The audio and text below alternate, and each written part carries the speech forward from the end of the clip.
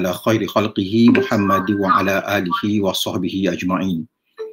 Subhanaka la ilma lana illa ma 'allamtana innaka antal alimul hakim wa la haula wa la quwwata illa billahil aliyyil azim. Assalamualaikum warahmatullahi wabarakatuh.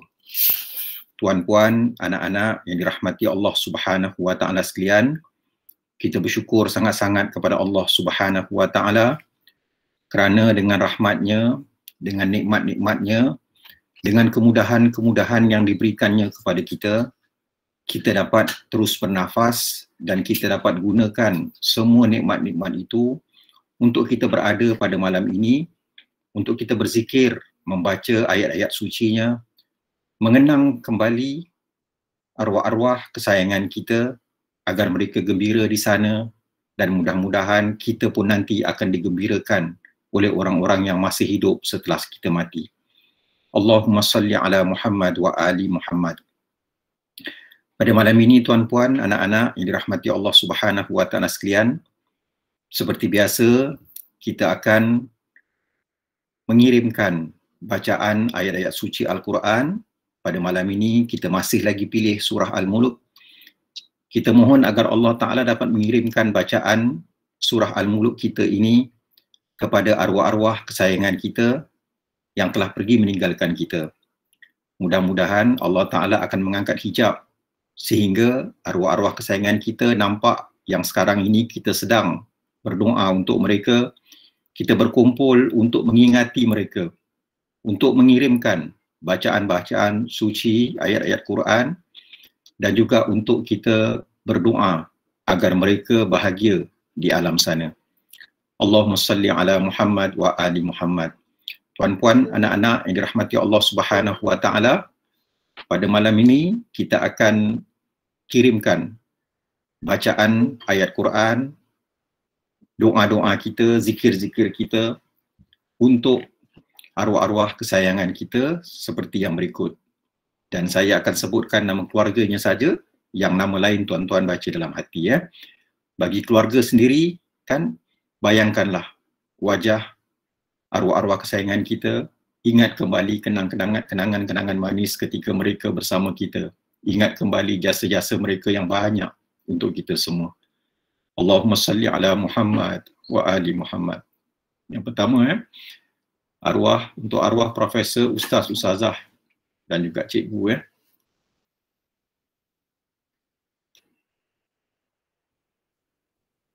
keluarga Pajam,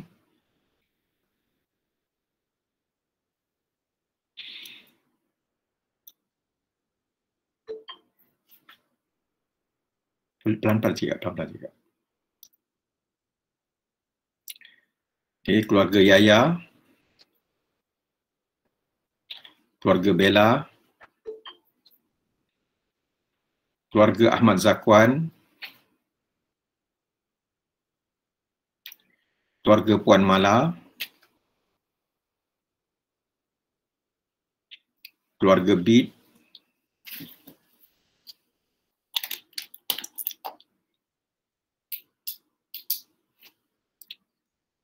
keluarga Raden Muhammad, Singapura,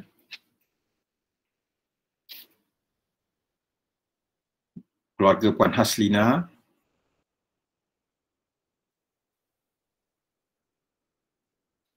keluarga Mai,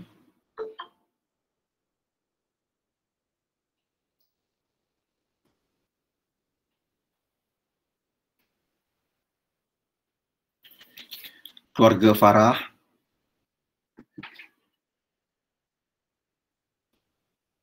keluarga Encik Alim,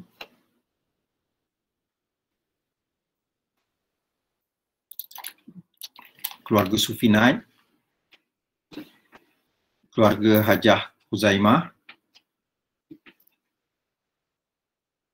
keluarga Sab, keluarga Haji Kaha dan Hajah Sharifah Akmal,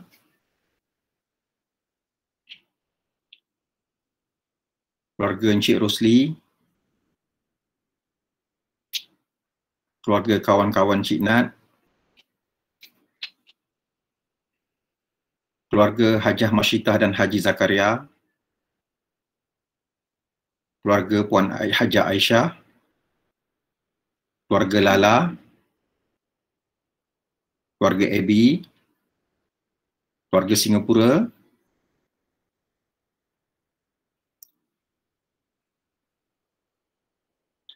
keluarga Wardah,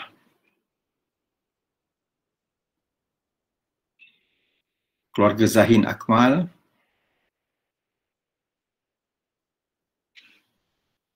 keluarga Ibrahim dan Minah,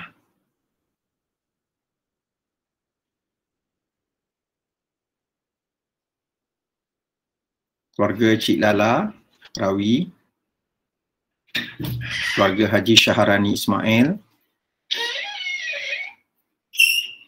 keluarga Hajah Hasni,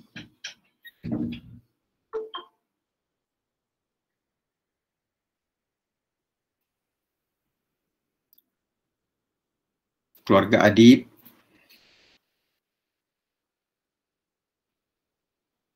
keluarga Puan Rohaya, keluarga Puan Haji Rohaya Yusof,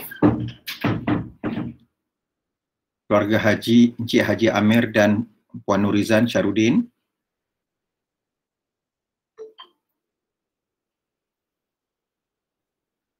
keluarga Madiah dan Cikgu Razalina, Hajar Razalina.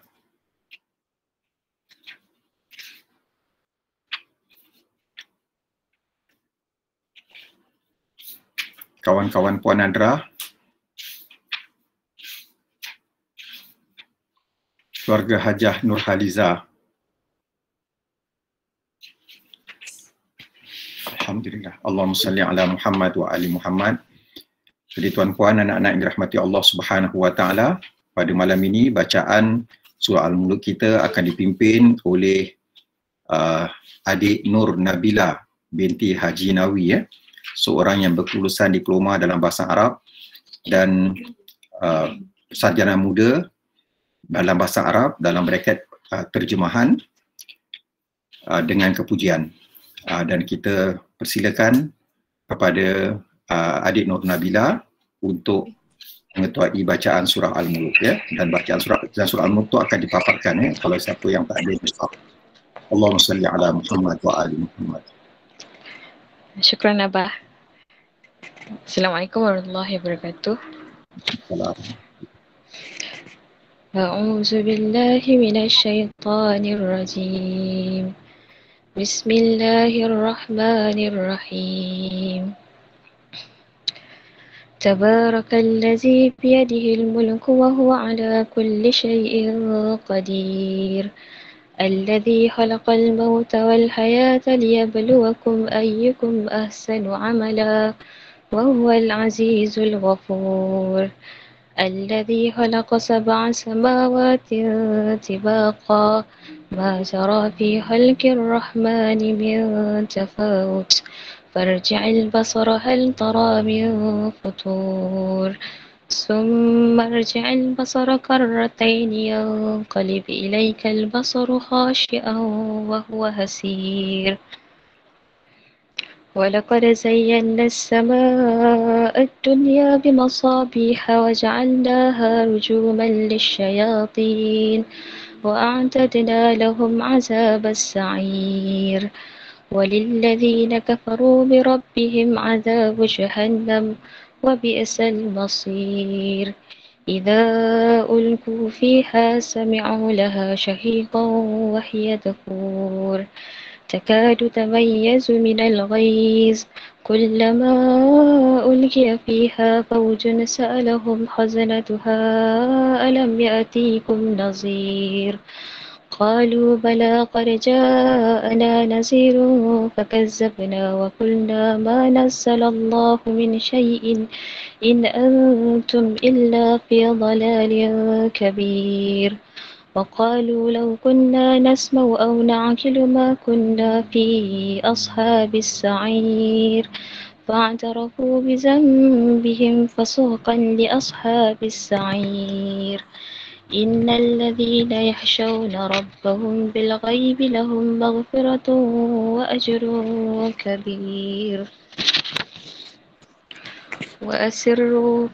وأسروا قولكم أو اجهروا به إنه عليم بذات الصدور ألا يعلم من خلق وهو اللطيف الخبير هو الذي جعل لكم الأرض ذلولا فامشوا في مناكبها وكلوا من رزقه وإليه النشور أأمنتم من في السماء أن يحشف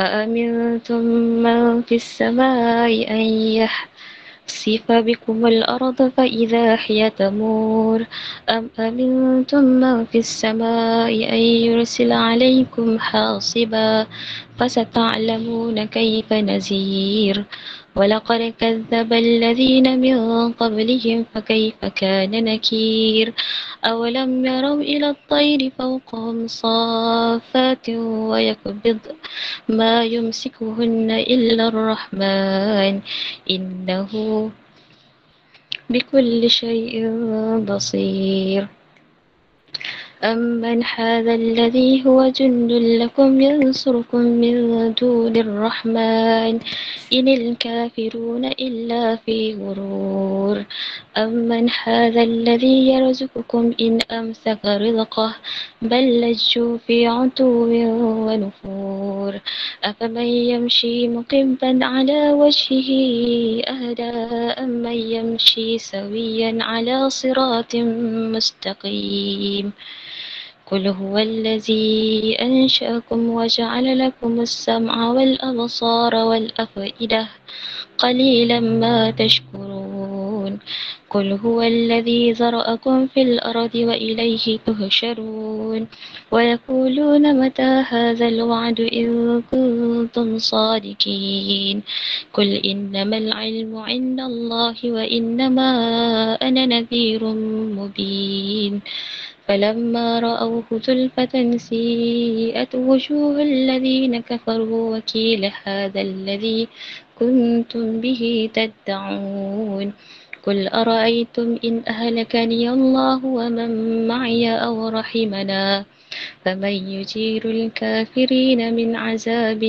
أليم قل هو الرحمن وآمنا به وعليه توكلنا فستعلمون من هو في ضلال مبين قل أرأيتم إن أصبح ماؤكم غورا فمن يأتيكم بماء معين صدق الله العظيم.